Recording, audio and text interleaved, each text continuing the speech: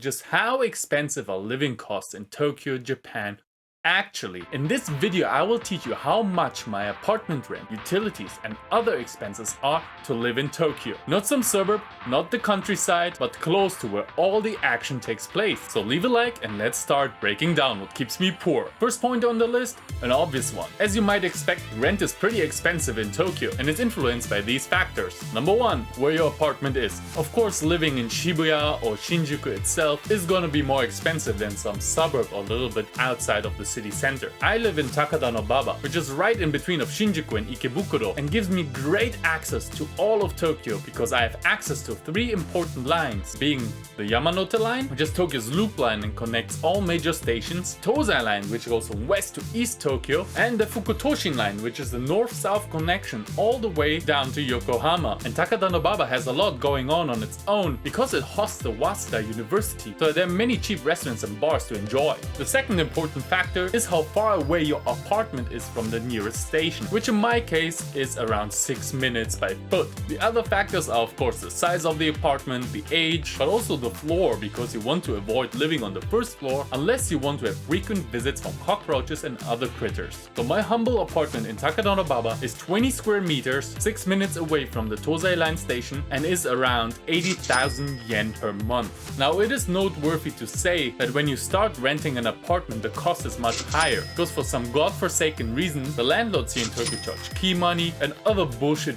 fees, which will make you pay around 3 to 6 months worth of rent just to move into the apartment, which is why frequent moving is not the greatest idea. Next on the list, utilities, so gas, water and electricity, which add up to around 15,000 to 20,000 yen, with electricity fluctuating the most depending on how much I use the air conditioning in summer, which basically is 24/7 because the walls are made out of paper and your apartment is becoming a sauna instantly. Internet is around 5,000 yen for a wired glass fiber connection as well as a Wi-Fi router. My phone contract would be 3,000 yen, but I recently joined Rakuten and they offer 1 year of free unlimited data 5G, so of course I took that. Tokyo is a humongous city, and if you want to move around it, chances are you're gonna use the train or the bus. All public transport in Tokyo uses this beautiful little card.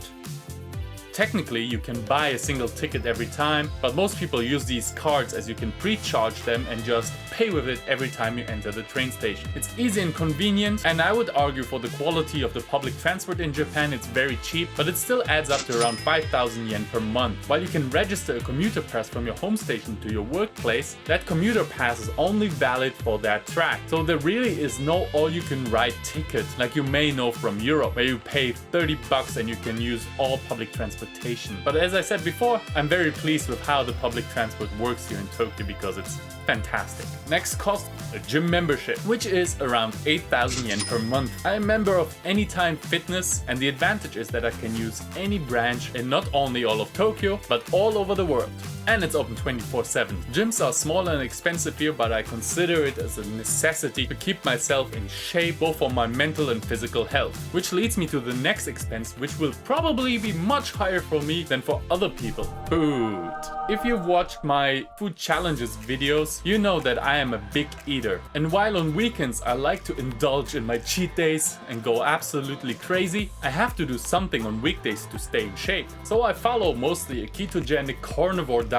I basically eat no carbohydrates, no sugar, and mostly just meat and eggs. That means my grocery shopping is quick and efficient, but looks very different from other people. I don't need to buy rice, vegetable or fruits, which are by the way very expensive in Tokyo, and each day I eat around 1 kilo of meat as well as 4 to 6 eggs, accompanied with the obligatory Coke Zero, and the cost for that is between 1,500 to 2,000 yen per day, which makes it a whopping 60,000 yen per month. Some of my friends living here cut that food cost down to 10 or 20,000 yen, but eating healthy and high quality foods is really important to me, and I see it as an investment in myself and in my body, so I can not only enjoy my life now, but when I'm 50, 60, 70 years old and my body would not fall apart. Now, while my food choices may not reflect it, apart from that I live in a very frugal way. I don't buy much stuff, I don't go out to bars, and I basically don't waste money on stupid shit. What I do like to spend money on, however, is of course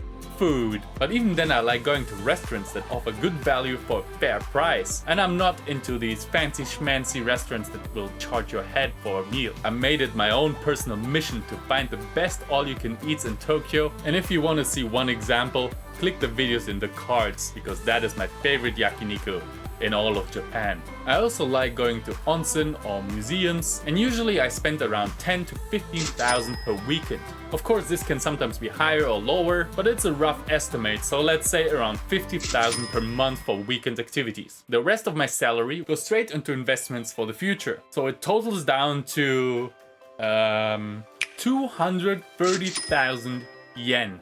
Living in Tokyo is like living in a theme park 24/7, and as someone who loves big cities, Tokyo is basically perfect. Its vibrant, ever-changing dynamics are fascinating, and you can meet new people every day. That also means you have great networking opportunities for your career. Now there are of course ways how you can cut costs, for example by living in a share house or living a little bit outside of Tokyo, but these were never really options for me, as I like being close to everything and value my privacy just too much. And that's it. That's how much it costs to live in Tokyo. Let me know in the comments if you're surprised about the price, and see you in the next one. Sayonara.